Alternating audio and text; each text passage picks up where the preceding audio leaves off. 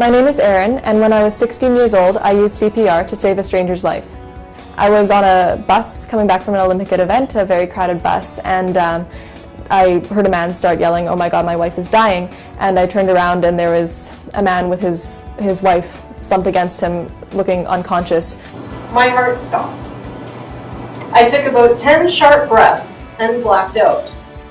Chris laid me on the seat of the bus, checked my pulse, and couldn't find one. Facing the back of the bus, Chris called out, "My wife had a cardiac arrest. Call 911. Stop the bus."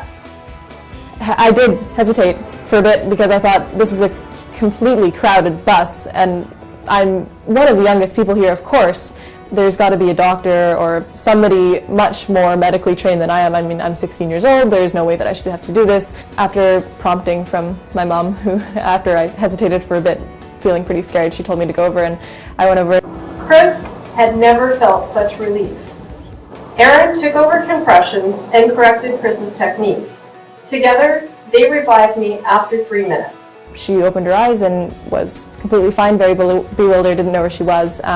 At that point, the buses stopped. Somebody had called 911 and the ambulance showed up 2 minutes later, and Sandra got off the bus and sat down on the stretcher, and that's the last I saw of her for a while until we managed to meet up.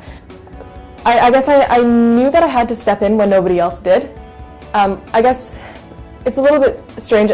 You couldn't say that I completely took the initiative and said, okay, I know how to do this. Of course I'm going to step in, right away, be the hero and just kind of swoop in and save the day. It was more just of the realization that nobody else was going to help and that possibly I was the only one who could. That was what told me that it was what I had to do.